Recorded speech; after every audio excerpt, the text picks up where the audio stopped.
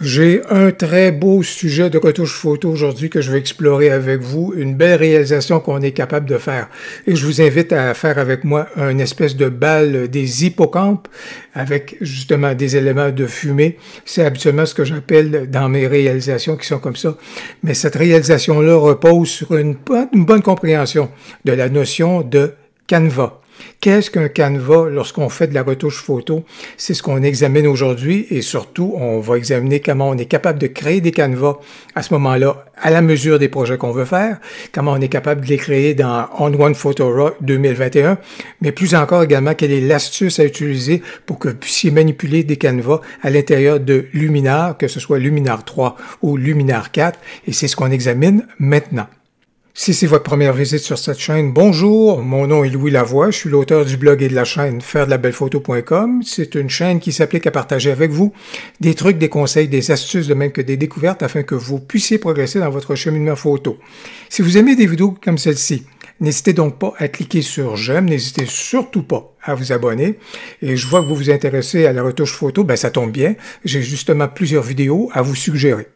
Aujourd'hui, ce que je vous présente, là, c'est pour les amateurs de photos composites, de photos donc qui additionnent des éléments de différentes photos d'une à l'autre pour créer un ensemble. Si vous êtes amateur également de projets pour la période de confinement, ben je vous renvoie à un beau projet qu'on a fait ensemble à la première période de confinement au printemps dernier, c'est-à-dire des photos de fumée. Et avec celle-ci, il y a moyen de faire des créations qui sont extraordinaire, vraiment formidable. Et par exemple, je vais partir de la photo que vous voyez juste là pour créer une espèce de balle des hippocampes. Et aujourd'hui, initialement, mes premières explications et les travaux qu'on va faire initialement vont être dans On-One Photo Raw 2021 parce que On-One a des outils appropriés et destinés, si vous voulez, ou voués à la création de canevas et à la manipulation de canevas, alors que dans Luminar, que ce soit 3 ou 4, ben, faut vraiment passer par une astuce pour pouvoir réaliser ce qu'on est en mesure de faire, donc dans On-One Photo Raw. Donc, je vais faire les deux pour vous montrer à ce moment-là comment manipuler les canevas dans un cas ou dans l'autre.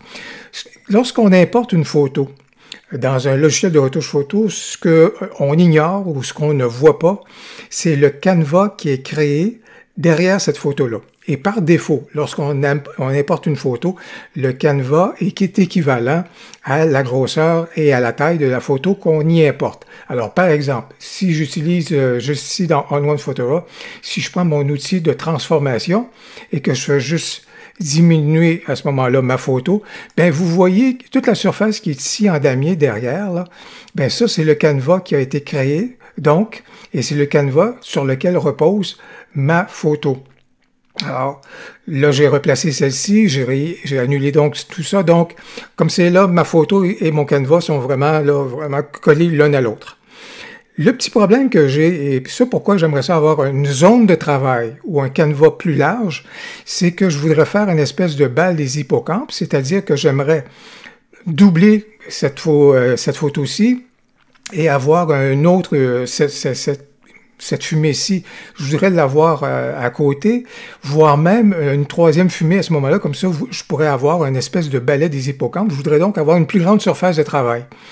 Alors, comment est-ce qu'on y parvient? Ben, c'est là, à ce moment-là, qu'on va être justement, on va pouvoir commencer à créer nos canevas en conséquence et en fonction des projets photos qu'on a à l'esprit.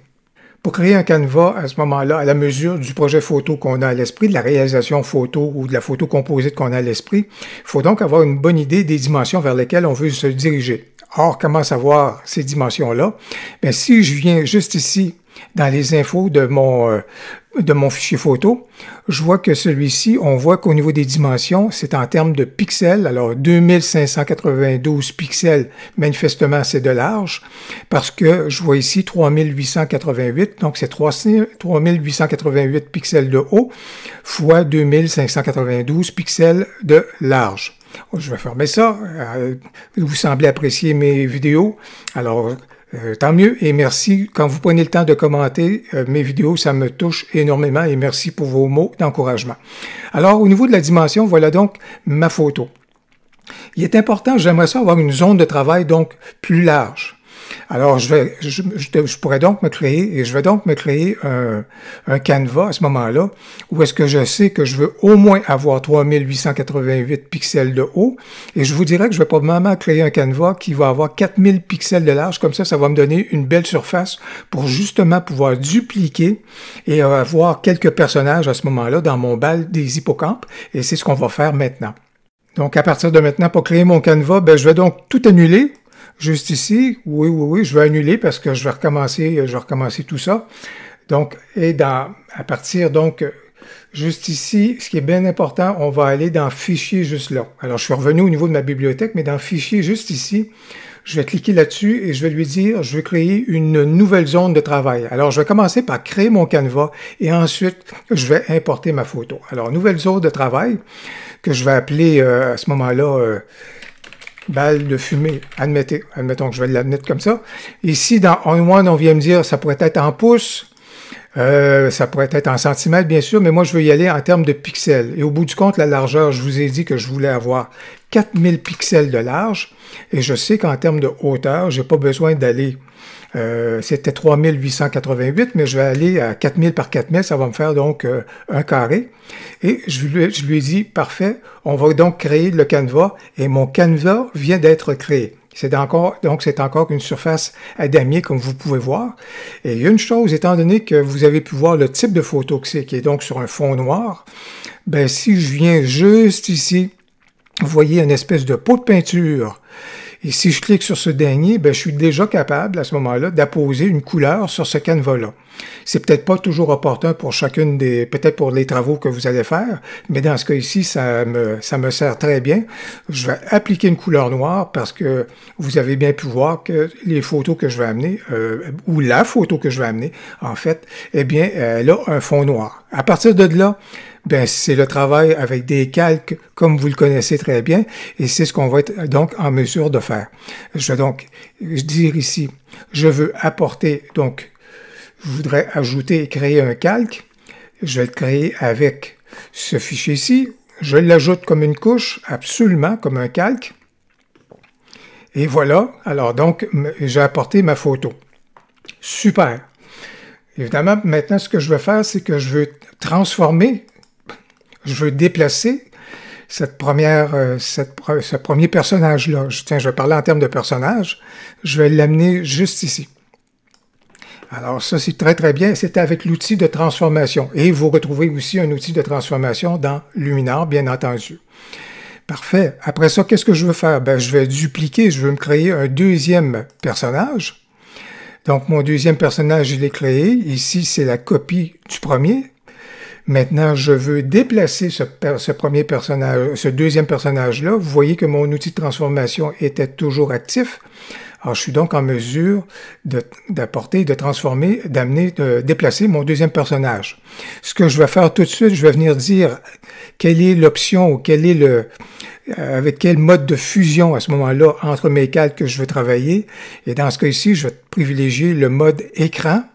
Alors, vous pouvez voir, comme c'est là, que je vois très bien à ce moment-là mes personnages. Non seulement ça, mais c'est en plein avec le mode écran, là, c'est en plein ce qui me convient, ce qui fait que je suis capable de placer mon personnage de belle façon à cet endroit-là.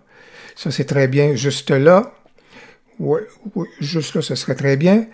Et vous le devinez bien, à ce moment-là, ce que je vais faire, je vais encore dupliquer ce calque-là. Le troisième, l'outil de transformation est donc encore actif. Et je vais donc déplacer mon troisième personnage juste ici. Alors ça, c'est très bien. Question de faire des variantes. Regardez, puisque je suis dans l'outil de transformation, ben, je pourrais probablement à ce moment-là flipper, inverser mon personnage. Juste pour faire une variante, je vais transformer ce personnage-ci.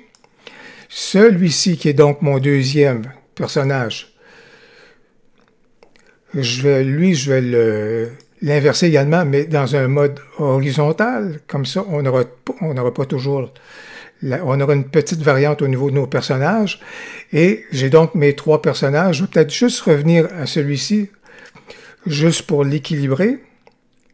Et là, la beauté de la chose, et c'est pour ça que j'aime ce genre de projet-là. Désolé, là, je ne boude pas mon plaisir par rapport à ce genre de projet-là, puisque je suis avec mon troisième personnage, ben, et que je suis dans des calques qui sont distincts, ben, je vais aller dans l'effet, ajouter un filtre, je vais aller dans le filtre photo, et là, la beauté de la chose, vous le devinez, eh bien, on est capable donc de jouer avec des couleurs et de donner une couleur qui sera donc propre à chacun de nos personnages.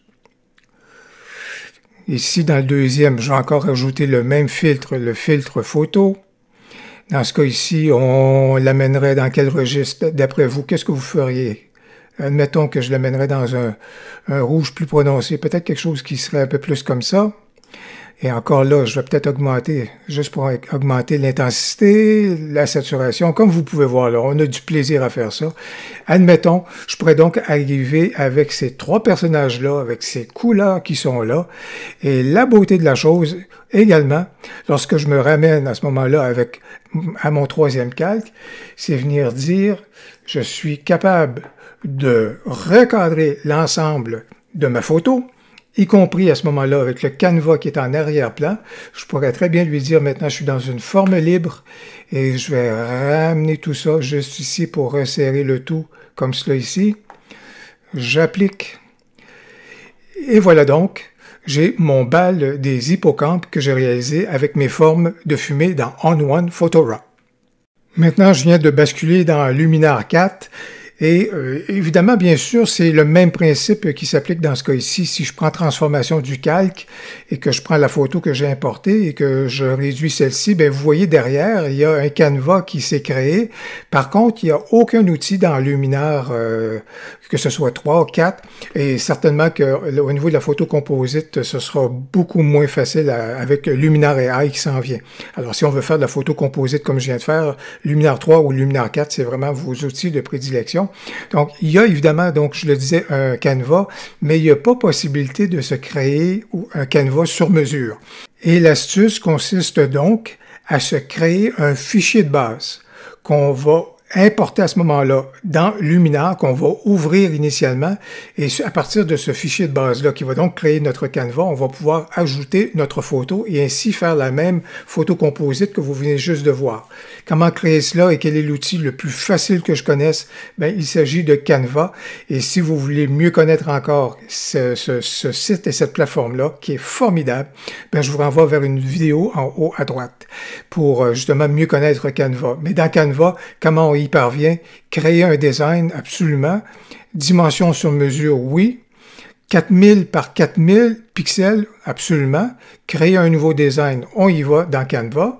C'est pas plus compliqué que ça. Voilà donc mon fichier 4000 par 4000 pixels, 4000 pixels de large, 4000 pixels de haut. Et si, bien entendu, je veux faire la même chose, le même artifice, juste ici avec mon bouton arrière-plan, je vais lui donner un fond noir, c'est parfait. J'ai juste besoin de télécharger ce fond noir-là, que ce soit un fichier PNG ou encore un fichier JPEG. On va y aller pour le JPEG. Et je le télécharge et on reprend donc à partir de ce fichier-là à l'intérieur de Luminar.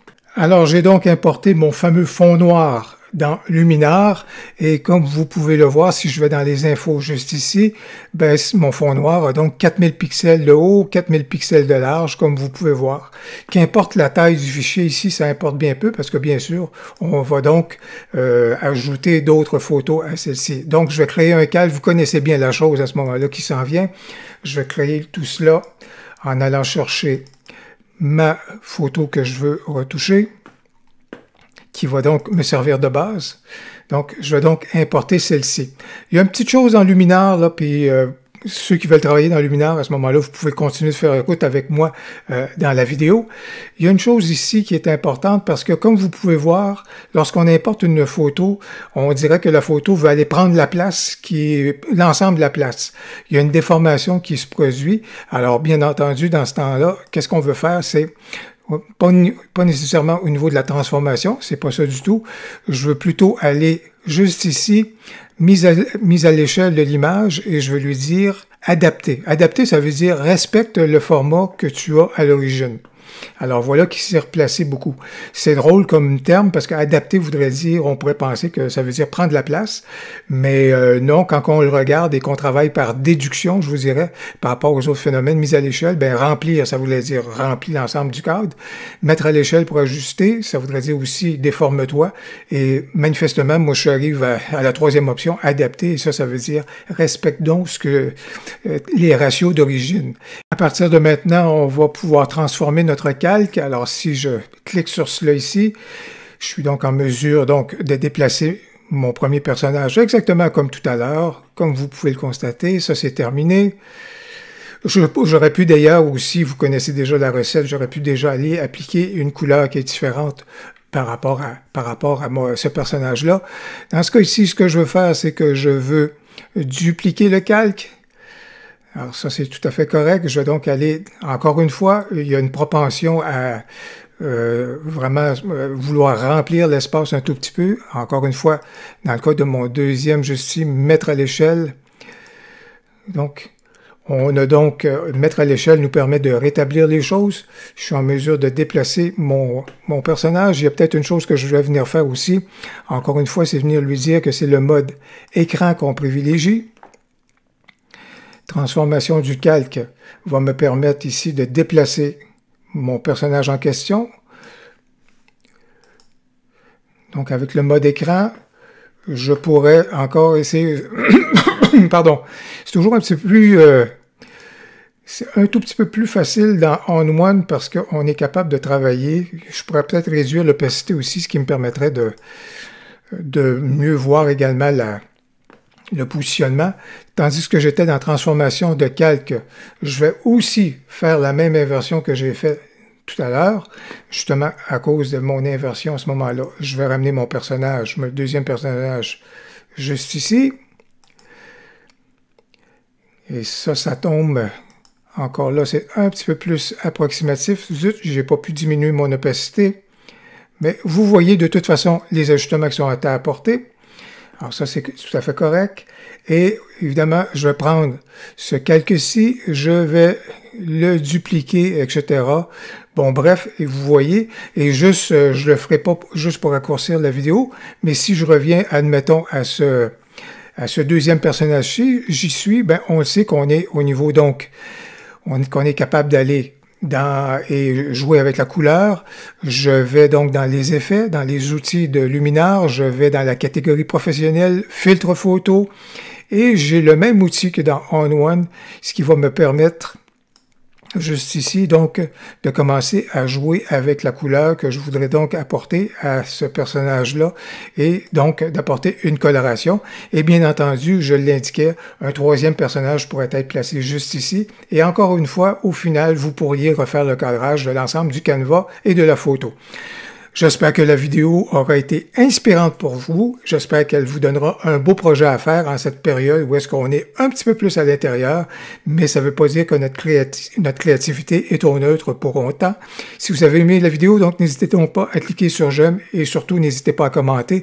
J'ai bien hâte de vous lire et ça me fait du bien de vous lire. Au plaisir, à la prochaine.